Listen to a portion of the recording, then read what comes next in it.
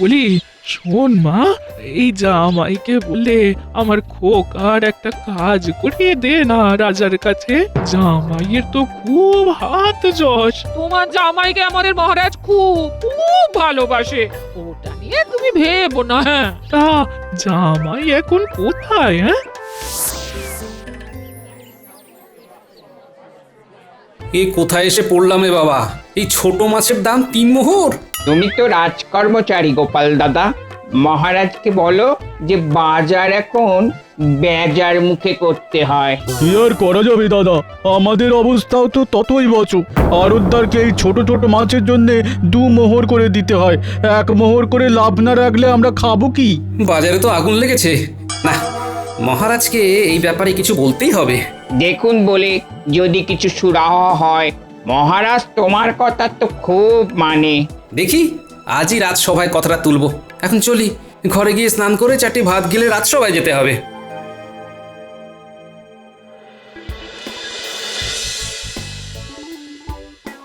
একে মাসের শেষ, তারপরে আরো 2টো কদিন ধরে আমার ঘরে উড়ে এসে জুড়ে বসে আছে। ওই তো তোমার জামাই এসে গেছে। হ্যাঁ, এই ঝামেলা রে বাবা।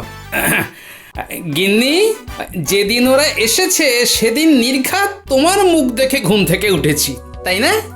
সে তো রোজই তুমি আমার মুখ দেখে ঘুম থেকে ওঠো। হ্যাঁ, না না না গিন্নি, আমি রোজই সূর্যি মামার মুখ দেখে উঠি। আজই ভুল করে তোমার মুখ দেখে উঠে পড়েছি। ভুল করে মানে কি বলতে চাইছো? হ্যাঁ, কাল থেকে আপনি আমার মুখ দেখে উঠবেন জামাই বাবু, দেখবেন দিন যেন আর কাটতেই চাইবে না। বলি ওই হাতের থলেটা একটু নামাও দেখি দেখি দেখি দেখি কি কি কি বাজার এনেছো। হ্যাঁ, এ কি? এটা কি? হ্যাঁ, কেন বাজার? মাসের শেষের বাজার এইরকমই তো হয় গিন্নি। এই 3টে সরু সরু মাছ, এই 5টা আলু, 2টো সরু সরু বেগুন আর 4টি শাক পাতা। হ্যাঁ, এটা বাজার? হ্যাঁ মা ঠাকুরন, এটাই বাজার, মাসের শেষের বাজার। তোমাকে আবার যেতে হবে। হ্যাঁ, কোথায়? বাজার। আমার ভাই এসেছে কতদিন পর। হ্যাঁ, একটু ভালো মন্দ খাওয়াবো। শালা বাবু, বলো তুমি আজ কি মাছ খাবে? জামাই বাবু দেখবেন তো ওই বাজারে ওই ডিমওয়ালা মাছ পাওয়া যায় কিনা। সর্ষে বাটা আর কাঁচা লঙ্কা দিয়ে ওই মাখো মাখো ঝাল করলে না, বড়ই উপাদেয়। হ্যাঁ, আর মা ঠাকুরন, আপনার জন্য কি আনবো একটু বলে দিন। ভোলা ময়রার দোকানের ছানা বড়া খুব ভালো, ওটা যেন ওই 1 সের নিয়ে আসে। শুনেছ? মাসের শেষে আমার চোখ ছানা বড়া হয়ে গেল। শুনেছি গিন্নি, ছানা বড়া।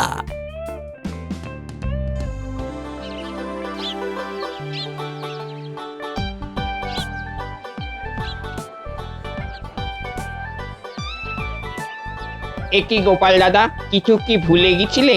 এই তো বাজার থেকে ঘরে গেলে। সে কি গোপাল, তুমি 2বার করে বাজার করছো, কি ব্যাপার? কি আর করব মন্ত্রী মশাই, কদিন ধরে আমার শালাবাবু আর শাশুড়ি ঠাকুরন এসে ঘর দখল করে বসে আছে, তাই ওনাদের আবদার মেটাতে আবার বাজার করতে আসতে হলো। তার মানে ঘরেতে অশান্তি শুরু হয়েছে। একটু খুঁচিয়ে দিয়ে দেখি। সত্যি কুটুম আসার আর সময় পায় না, মাসের শেষেই ওদের আসতে হয়। আমার কাছে কুমিরের কান্না কেটে লাভ নেই। আপনি ডালে ডালে চললে আমি পাতায় পাতায় চলি। আহা, শাশুড়ি ঠাকুরন আসবেন, তার আবার মাসের শেষ আর শুরু। না মানে মাসের শেষে তো হাত খালি। আমি জানি গোপাল, তোমার এখন টানতে খুব কষ্ট হবে। কষ্ট কোথায়? আপনি আমার ব্যাপারে এত দরদ দেখাচ্ছেন, কষ্টে পড়লে আপনি তো আছেন, আপনার কাছে হাত পাতবো। আপনি মহামন্ত্রী বলে কথা, আপনি কি আমায় ফেরাবেন মন্ত্রী মশাই? ও বাবা, খুব সেও না, বলে কিনা আমার কাছে হাত পাতবে। এক্ষুনি কিছু চেয়ে বসলেই বিপদ। চলি গো গোপাল, চলি। হ্যাঁ চলি। সাবধানে যাবেন মন্ত্রী মশাই, দেখবেন হুড়ুম দুরুম করে যেতে গিয়ে আবার পিছলে না পড়েন। কি হলো গোপাল দাদা, মন্ত্রী মশাই ওই রকম করে হঠাৎ চুপ লাগালেন কেন? কি করে বলি বলো তো, হয়তো সকালবেলার গুরুত্বপূর্ণ কাজটা হয়নি, হঠাৎ করে সেটা চাগার দিয়েছে।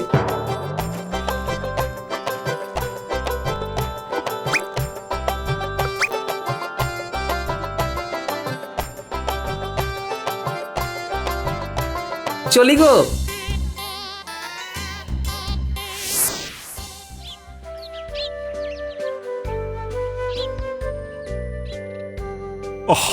গোপালের আজ এত দেরি হচ্ছে কেন? এবার থেকে গোপালের দেরি হবে মহারাজ। কেন কেন কেন দেরি হবে কেন?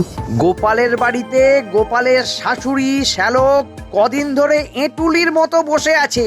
থলে ভর্তি বাজার করে বাড়ি নিয়ে গেল, তার রান্না হবে, তারপর তবিয়ত করে খাওয়া হবে। দেরি হবে না মহারাজ? না না না না, এ আমি বরদাস্ত করব না। সবাইকে সময় মতো আসতে হবে। রাজসভার একটা নিয়ম কানুন আছে। বটেই তো। শোনো মন্ত্রী, গোপালের আজকের দিনের বেতন কাটা যাবে। এই তো মহারাজ একদম সঠিক পথে যাচ্ছেন। মহারাজ, আমি আমি খুব লজ্জিত। এত দেরি হয়ে যাবে আমি ভাবিনি মহারাজ। মহারাজ, আমি আমি একটা অনুরোধ করতে পারি? আরে দেরি করে এসেও মহারাজকে অনুরোধ করছো? তোমার সাহস তো বড় কম নয়। যতই অনুরোধ করো, মহারাজ তোমার আজকের বেতন কেটেছেন। ব্যাস, এটাই আমার অনুরোধ ছিল, এটাই আমার শাস্তি, দেরি করার শাস্তি। কেউ নিজে শাস্তি চায়, এ তোমাকে না দেখে বিশ্বাসই করতাম না। কি মন্ত্রীমশাই, কি ভেবেছিলেন গোপালকে শাস্তি দেবেন? মন্ত্রীমশাই, আপনি পাতায় পাতায় গেলে আমি তো জালক শিরায় শিরায় চলি। চালটা অনেকদিন মনে রাখবেন। না মহারাজ, দোষ করলে শাস্তি তো পেতেই হবে। ধন্য ধন্য, তুমি অনন্য। দেখালে বটে আজ, নিজে যেচে শাস্তি নিলে। ধন্য তোমার কাজ। যাক, শুনে ভালো লাগলো। তবুও তোমার চক্ষু লজ্জা আছে। ভেবো না তোমার এই কথা শুনে মহারাজ গলে যাবে। তোমার ব্যাপারে আমার প্রস্তাবে মহারাজ সিলমোহর দিয়েছেন। হ্যাঁ, থামো তো মন্ত্রী, আমি কোনো শিলমোহর দিইনি। ও গোপাল না এলে আমি অমন করে উঠি। গোপাল এসেছে, আমি শান্তি পেয়েছি। নাও নাও নাও, এবার সবার কাজ শুরু করতো। যা বাবা, মহারাজের তো দেখে মতিস্থির নেই। মহারাজ গোপালের কাছে আমাকে কিরকম ছোট করে দিলেন। না না না, এর শোধ আমাকে নিতেই হবে। যাক, তোমার শ্যালক এখন কি করছে? কিছুই করছে না মহারাজ, কিছু করবে বলেই আমার কাছে এসেছে। আমাদের এখানে কিছু কর্মখালি আছে মহারাজ। মন্ত্রী, গোপালের শ্যালকের ব্যাপারটা তুমি দেখো। কোনো একটা জায়গায় ওকে বহাল তো করতেই হবে। আরে গোপালের শ্যালক মানে আমার আত্মীয়। বাবা বাবা বাবা, মুহূর্তের মধ্যে সুযোগ এসে গেল। এইখান দিয়েই গোপালের ঘরে আগুন জ্বালাবো। ঘর পুড়বে গোপালের, আর মন ঠান্ডা হবে আমার। সময় করে রানীমার দাসীর সাথে একটু কথা বলতে হবে।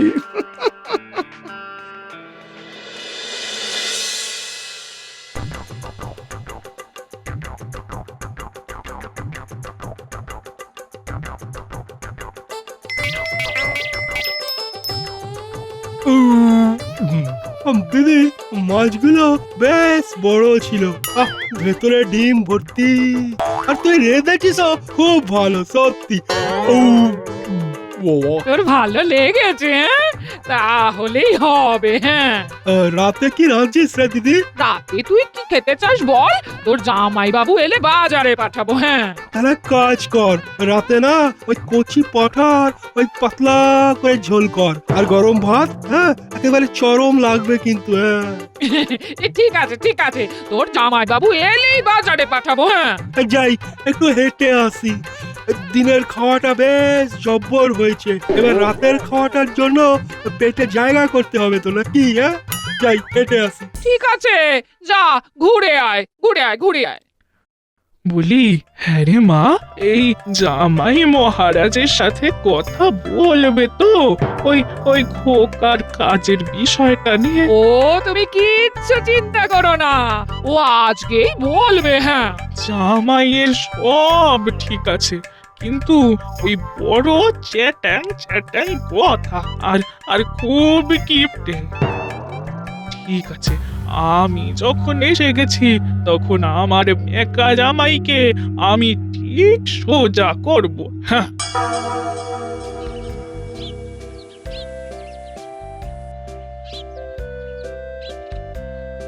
ভোলা, দাও দেখি এক সের সর ভাজা আর এক সের ছানা বড়া। হ্যাঁ, এই নিন, এই নিন মন্ত্রী মশাই, এই নিন। আজ কি ওই তাড়াতাড়ি রাজসভার কাজ শেষ হয়ে গেল নাকি? না গো ভোলা, একটা কাজে যাব, তাই তাড়াতাড়ি বেরিয়েছি। শোনো, এই মিষ্টিগুলো বেঁধে রাখো, ফেরার পথে নিয়ে যাও, কেমন? ঠিক আছে মন্ত্রী মশাই। আমার জামাই বাবুর যদি ক্ষমতা থাকে তাহলে এই মন্ত্রী মশাইয়ের ক্ষমতা আরো বেশি। হ্যাঁ, আলাপটা জমিয়ে রাখি। আরে এ তো দেখছি গোপালের শালা বাবু। এ তো মেঘনা চাইতেই জল। আরে আমি তো তোমার কাছেই যাচ্ছিলাম, তোমার সাথে দেখা করব বলে। চলো চলো, এখানে নয়, একটু একটু এগিয়ে চলো চলো। ও মা, তাই নাকি? আমার কি ভাগ্য, কি ভাগ্য! আজ গোপালের মুখে শুনলাম তোমার একটা কাজের খুব দরকার। মহারাজ গোপালের কথায় খুব একটা পাত্তা দেন না। ওই আমাকেই বললেন, মন্ত্রী দেখে এসো তো। তাই নাকি? মহারাজ আমার জামাইবাবুকে খুব একটা পাত্তা দেন না, কিন্তু আমার দিদি যা বলে মহারাজ আমার জামাইবাবুকে নাকি একেবারে চোখে হারান। কি আর করবে বলো, মিথ্যে কথাই বলতে হয়। আর তোমার সরল সাদা দিদিটা তোমার জামাইবাবুর মিথ্যে কথাগুলোকে সত্যি বলে মেনে নেয়। কি দেখে যে তোমাদের বাবা মা গোপালের সাথে মেয়ের বিয়ে দিলেন আমি তো বুঝে পাই। মন্ত্রী মশাই, আমার না খুব কাজের দরকার, আমি কাউকে জানি না, শুধু আপনাকে জানি মন্ত্রী মশাই। এই তো কিরকম সোজা রাস্তায় চলে এলো। এবার আমার মন্ত্রীর বুদ্ধি কাজে লাগিয়ে গোপালের ঘরে আগুন লাগাই। তা ভাই, আমার তো একটা কাজ করে দিতে হবে, একটা একটা ছোট্ট পরীক্ষা তো দিতে হবে। পরীক্ষা? পরীক্ষা দিতে হবে? দেব দেব, কি পরীক্ষা? এই এই মহামূল্যবান হারটা গোপালের বালিশের তলায় খুব সন্তর্পণে রাখতে হবে, পারবে? হ্যাঁ, তোমার জামাই বাবুর কিন্তু তুখর বুদ্ধি। আর এমন কি কাজ? আমার জামাইবাবুর থেকে না ওই 100 গুণ বেশি বুদ্ধি হলো আমার, দেখে নেবেন। বৃক্ষ তোমার নাম কি, ফলে পরিচয়। ঠিকভাবে কাজটা করতে পারলেই তোমার কাজ বাঁধা। আর একটা কথা, তোমার সাথে যে আমার কথা হয়েছে সেটা যেন তোমার জামাইবাবু না জানতে পারে, কেমন? যাও। হ্যাঁ, এক ঢিলে 2 শিকার।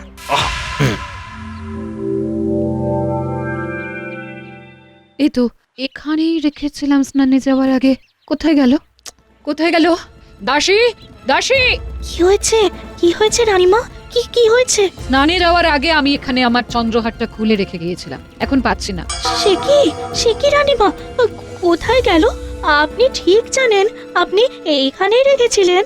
আমার যে কি হয়েছে, কোথায় কি রাখছি কিছুই মনে রাখতে পারছি না। আচ্ছা আচ্ছা দাসী, আমি কি পাগল হয়ে যাচ্ছি? কি কি হলো রানী? এত কান্নাকাটি করছো কেন? মহারাজ, মহারাজ আমার এই বাড়ির জন্মদিনে যে চন্দ্রহারটা আপনি দিয়েছিলেন সেটা পাচ্ছি না মহারাজ।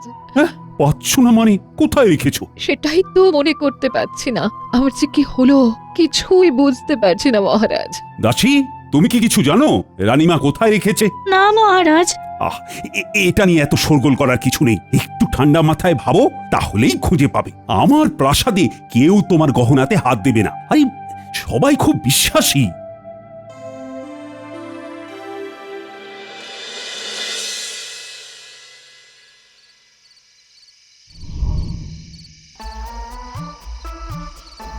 জামাইবাবু আজ খুব ভালো খেলাম, বুঝলেন?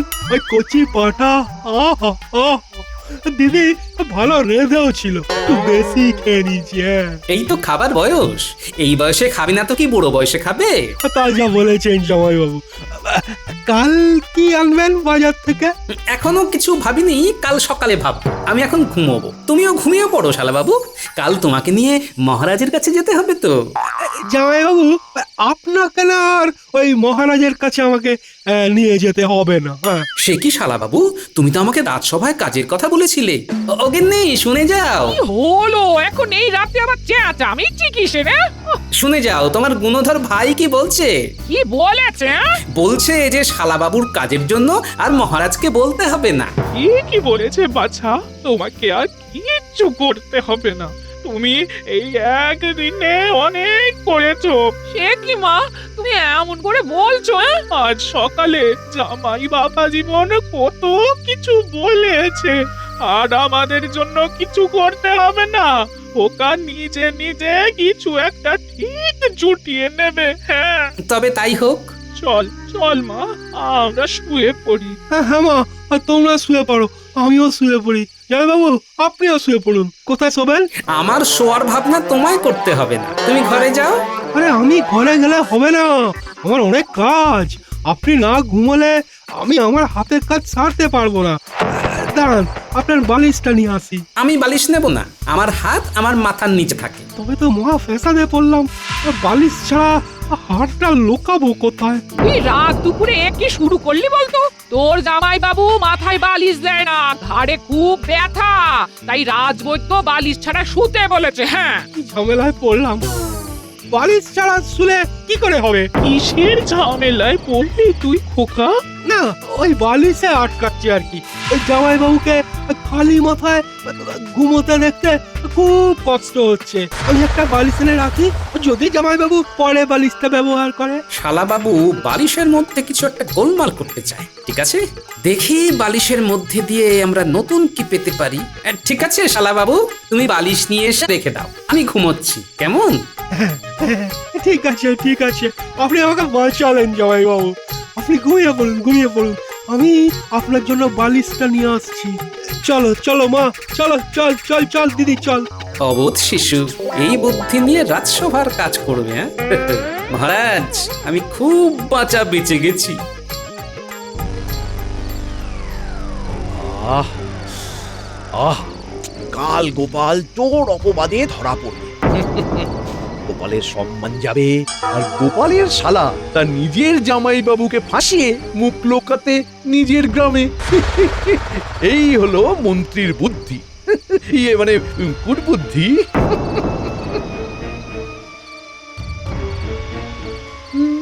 কেউ আসছে বলে মনে হচ্ছে। কে আসছে এত রাতে? নিচে নামি। এ কি দাসী, তুমি এত রাত্রে? মন্ত্রী মশাই, রানীমা খুব ব্যস্ত হয়ে উঠেছেন। কাল কাল কত সকালে হাটটা হাতে পাবো? সকালে? খুব খুব সকালে? তুমি নিশ্চিন্তে যাও, রানীমার আরো কাছের হয়ে যাবে তুমি। আমি যেন ফেসে না যাই, শুধু এইটুকু দেখবেন।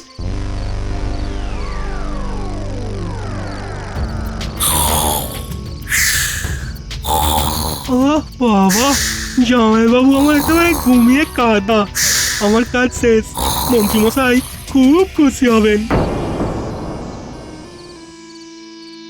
আচ্ছা আচ্ছা, লোক আমার বুদ্ধির কাছে হেরে যায়, আর শালাবাবু এসেছে আমাকে বুদ্ধিতে হারাতে। দেখি তো বালিশে কি আছে। কি যেন একটা ঠেকলো। আরে এ তো সোনার হার, রানীমার গলায় এটা দেখেছি। বুঝলাম, মন্ত্রী এই আকারটাকে দিয়ে আমাকে ফাঁসাতে চাইছে। যত দিন যাচ্ছে মন্ত্রীমশাই কেমন শিশু হয়ে যাচ্ছে। কি আর করা যাবে, চলো গোপাল রাজপ্রাসাদে, একটা ফয়সালা তো করতেই হবে।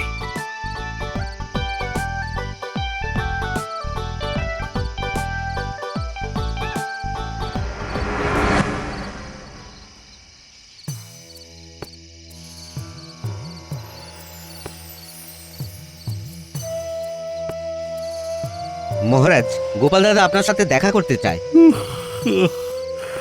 এত রাতে গোপাল? আমার মন বলছে গোপাল আমার গলার হার খুঁজে পেয়েছে। প্রহরী, গোপালকে ডাকো।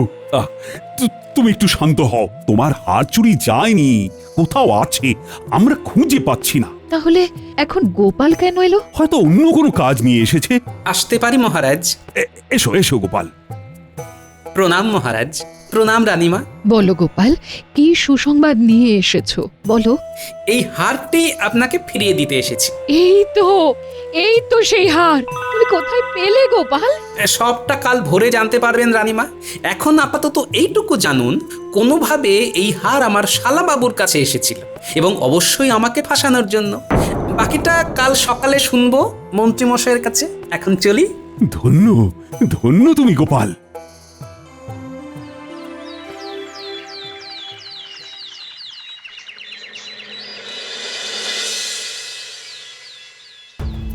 এবার তুমি বলো তো, কি থেকে কি হলো সবটা? আমি তো কিছু বলবো না, কিছুটা বলবে আমার শালাবাবু, তারপর বলবে দাসী, তারপরে মন্ত্রীমশাই। নাও শালাবাবু, শুরু করো। মহারাজ, মহারাজ আমার কোনো দোষ নেই মহারাজ। কাল বিকেলে ওই মন্ত্রী মশাইয়ের সাথে আমার দেখা হয় মিষ্টির দোকানে। ওখানে মন্ত্রী মশাই বলে, তোমার একটা কাজের খুব দরকার।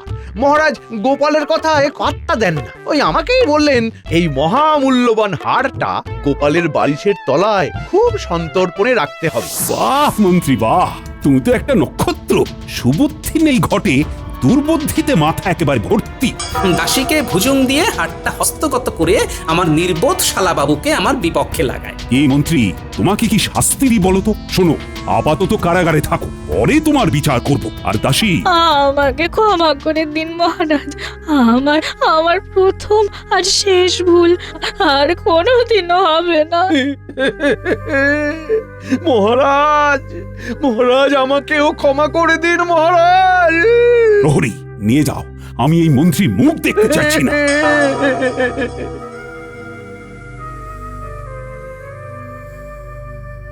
দাসী, তুমি আমার কাছে এসো, আর কোনোদিন এই রকম কাজ করো না, কোনোদিন না। কথা দিলাম রানীমা। গোপাল, তোমার কোনো চাইবার নেই? আছে মহারাজ, শালাবাবুর একটা কাজ। ঠিক আছে, ওকে তোমার সাগরিদ করে নাও। বুদ্ধি বিকশিত হোক, মাসিক 100 মোহর বেতন পাবে। ধন্য মহারাজ।